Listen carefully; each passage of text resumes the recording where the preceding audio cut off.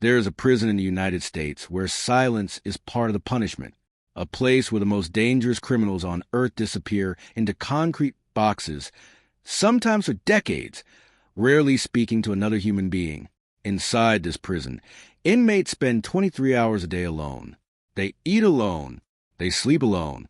They exercise alone. Even the windows are designed so prisoners cannot see the outside world. No riots have ever happened here. No one has ever escaped. And many of the men sent here will never leave alive. This prison is called ADX Florence, the most secure prison in the United States. But over the years, critics have asked a disturbing question. Is this prison protecting society, or slowly breaking the human mind of the people trapped inside it? Tonight, we're going deep inside the prison known as the Alcatraz of the Rockies. Before we step inside, if you enjoy true crime documentaries and stories about the world's most extreme prisons, make sure you subscribe to Trace Media. Only a small percentage of viewers watching these videos are actually subscribed, and subscribing helps us continue making deep investigative stories like this one every week. Now, let's step inside one of the most secure prisons ever built. To understand why ADX Florence exists, you have to go back to the early 1980s, when the U.S. prison system faced a growing crisis. Some inmates had become so violent, so unpredictable, and so influential that ordinary prisons could no longer control them. The breaking point came in 1983 at the federal penitentiary in Marion, Illinois. In two separate incidents on the same day, correctional officers were murdered by inmates. The event shocked the entire federal prison system and forced officials to confront a terrifying reality. Some criminals were simply too dangerous to house in normal facilities. Prison administrators began searching for a solution, and that solution would eventually become ADX Florence, a prison designed with one goal in mind: total control. Officials wanted a place where inmates could never organize attacks, never communicate freely, and never threaten the safety of staff or other prisoners. What they envisioned was not just another prison, but a new type of facility built specifically to isolate the most dangerous individuals in the country. When construction finally began in Florence, Colorado, the design reflected that mission perfectly.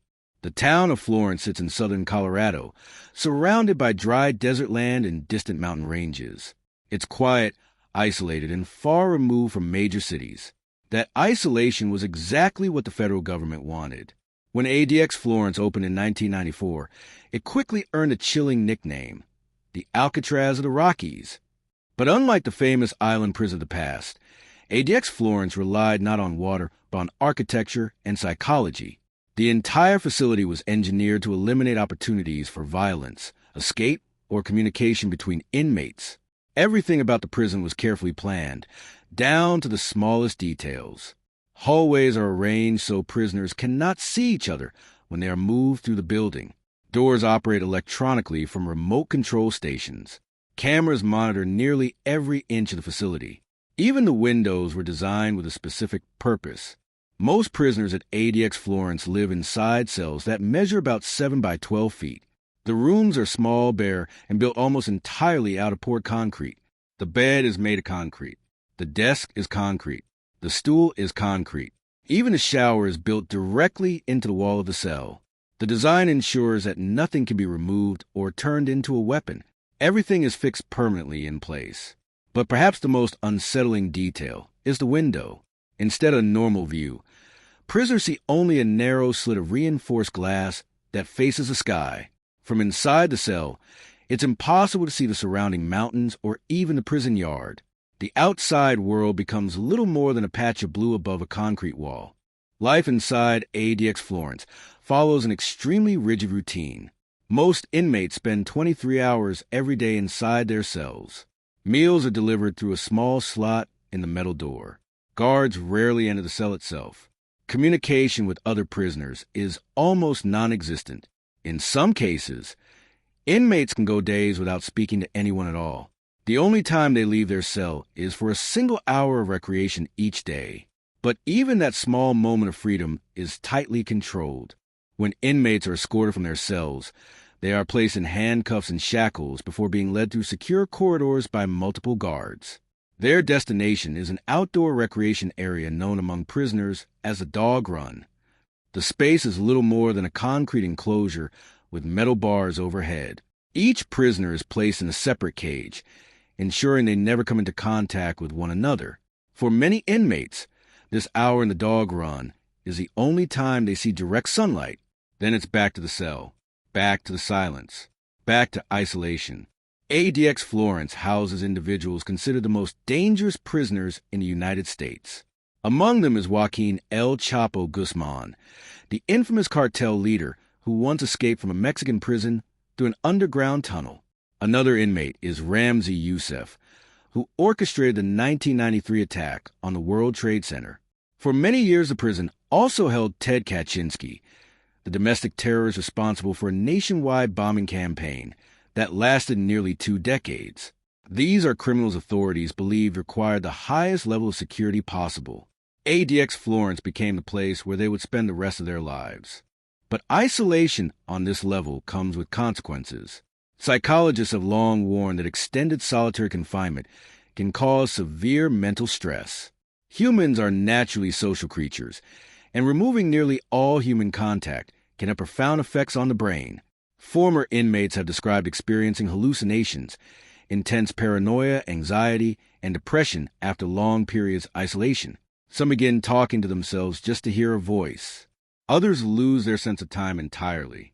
For prisoners who spend years, sometimes decades, inside these conditions, the psychological toll can be enormous. At this point, many people watching this story ask the same question.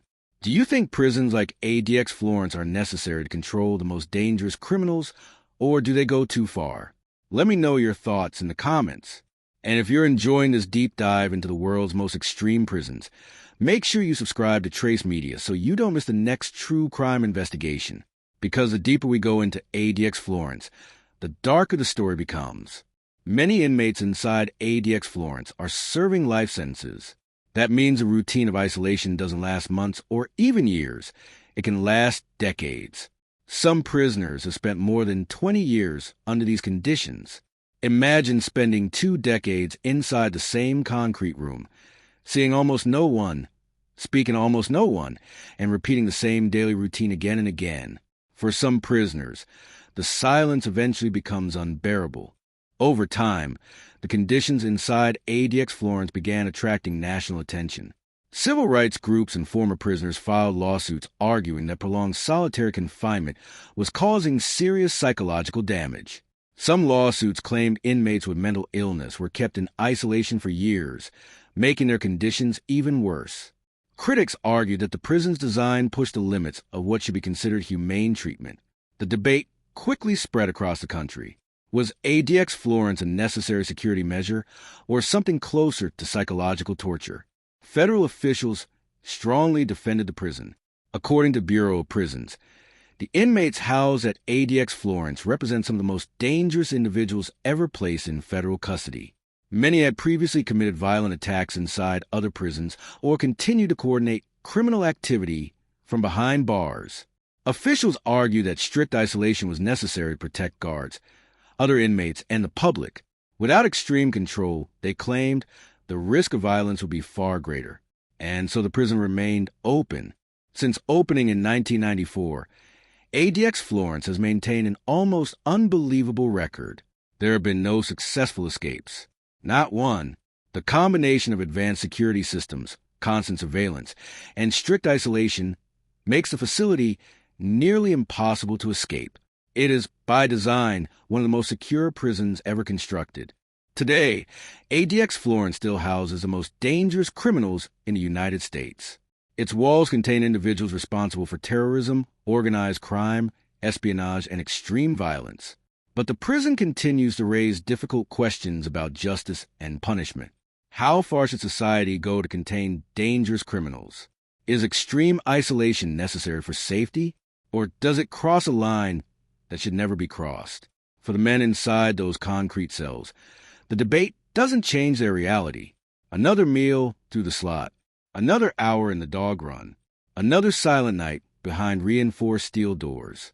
ADX Florence was built to control the most dangerous criminals in America, but its legacy continues to spark debate about the limits of punishment and the human cost of isolation. What do you think? Should prisons like ADX Florence exist, or should they be changed? Tell me your thoughts in the comments. And if you want more deep true crime documentaries about the world's most notorious prisons and criminals, make sure you subscribe to Trace Media, because the next story might reveal something even more disturbing.